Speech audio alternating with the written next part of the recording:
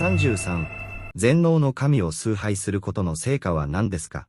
答えは、人間は本質的に自分自身を知らず、魂は平安ではなく、神の崇拝によってでなければ心の孤独は静まることはありません。そして、私たちは、彼らの言葉にあなたが胸を痛めていることを知っています。97ですから、あなたの主の賛美を称え、ひれ伏し、98であなたの主を崇拝する者たちになりなさい。スーラー、ル・ヒジュル。あなたの主を礼拝しなさい。そうすればあなたの心は平安になるでしょう。したがって、敬意と熟考をもって行われる2つの楽アは、何時間もの心理的鎮静セッションでは得られないことを人間の魂にもたらします。礼拝には人間の魂に安心感が含まれており、神の記憶から遠く離れた人はみんな心を狭めます。そのため、神は常にこの世を切望しているのがわかりますが、満足も安心もしていません。彼は窮屈な生活を送ることになるだろう。124すらと他派。人がどれほど生活が豊かであっても、信仰がなければ、その人は納屋の中で、道の者との狂ったような終わりのない競争の中で来ているので、あなたはその人を常に不安だとみなします。預言者、神の祈りと平安あれ、こう言いました。この世のことだ。けを考えている人がいたら、神はその人のことは分けて、その人の品、駒を目の前に置くでしょう。そうすれば、書かれていること以外、この世からその人にももたらされないでしょう彼のために。そして、来世を意図する者が誰であれ、神は彼のために物事を集め、彼の富を彼の心に置き、そうすれば世界は進んで彼のところに来るだろう。礼拝はイスラム教徒を世界への服従から解放し、自由にします。したがって、真に神を崇拝するイスラム教徒は、人生の意味を理解し、世界の価値を理解し、この世での自分の存在目的を理解し、文がこの世にいるのは試練と神の崇拝のためであることを理解している人です。主よ、本当に、その下で無駄な不安の中で生きないでください。私たちの主、主に栄光あれ、こう言われました。あなたを試すために死と命を創造したのは誰ですか？あなたの中で誰が行為において最も優れていますか？スーラール・マルク。34、全能の神への服従の現れは何ですか？言い換えれば、自分が神に完全に身を委ねたことをどうやって知ることができるのでしょうか？答え、全能の神への服従の印は次の4つです。第一に、人生の大きなことも小さなこともすべて神に仕えることで。主全能者はこう言われました。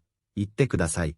確かに、私の祈りと犠牲と私の生と死は、世界の主である神のものです。162神には何の権利もありません。そして、私はその命令を受け、イスラム教徒の最初のものとなる。163スーラール・アンアム。私の祈り、私の儀式、私の人生、そして私の死は、世界の主である。神のものです。私が行うことはすべて神のためです。私は神に良心に従い、神のために人々に利益をもたらすことができるように勉強し、学びます。そして、明日はもっと強くなって、神が私に命じられたことを実行できるように眠るのです。それはあらゆる仕事における神への奉仕であり、これが神への服従の最初の現れであり、印である。あなたが神に完全に身を委ねていることを示す第二の印。それは、神の命令に従い、神が禁じたことを避けることです。私たちの主、主に栄光あれ、と仰せられました。聞いている間は神から目を背け、手はいけません。20シュレアートエールアンフー。そして全能の神は言われた。おう、信じた者よ。皆一緒に平和に。入りなさい。208スーラールバから。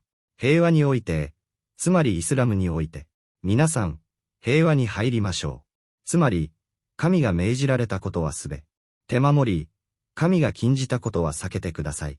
神は私に何かをするように命じました。神は私に何かをすることを禁じました。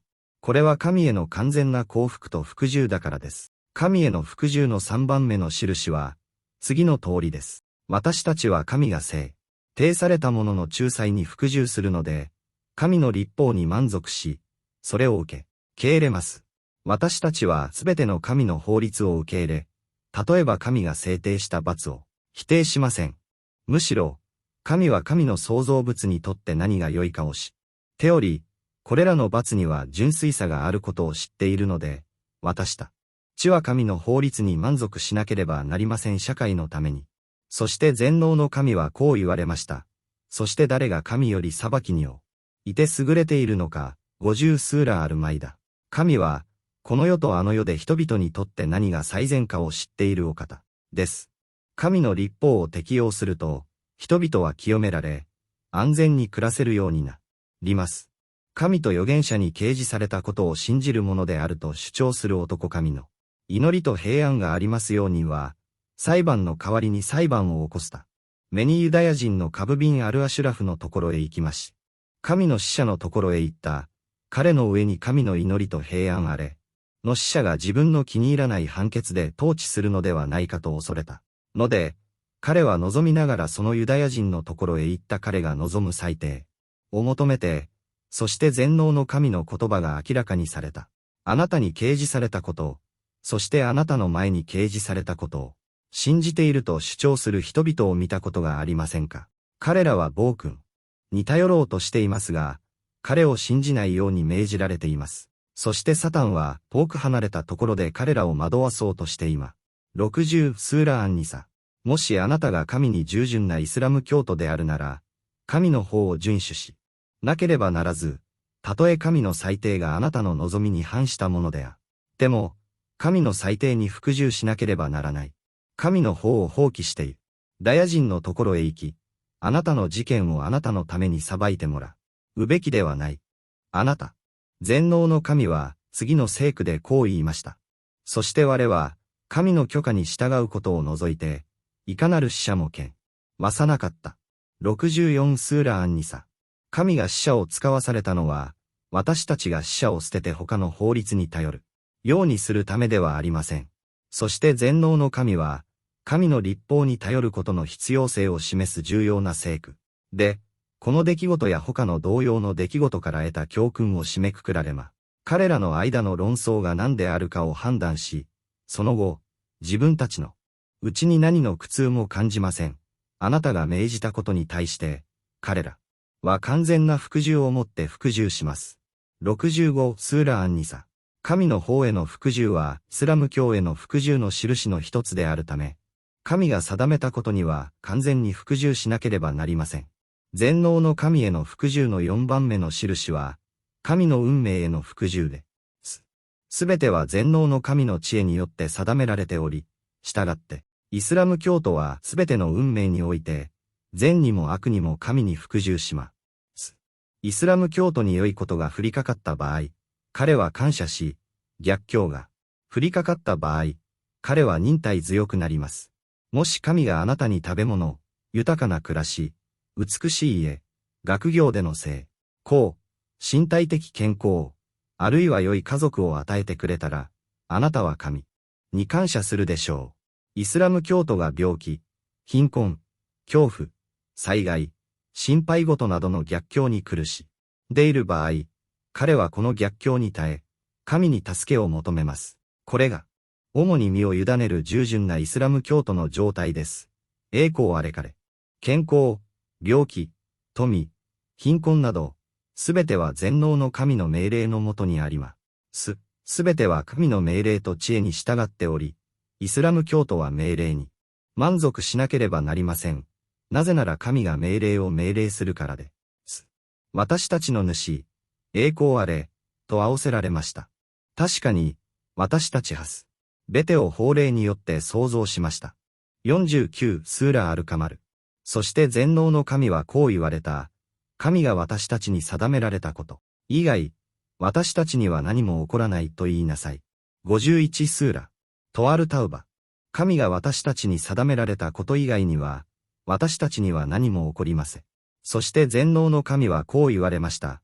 神の許しがない限り、魂が死ぬことはない。145スーラアルイムラン。期限は神が決めます。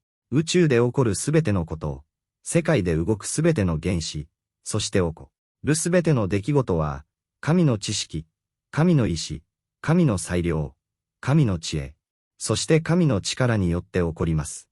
私たちの主、彼に栄光あれ、こう言われました。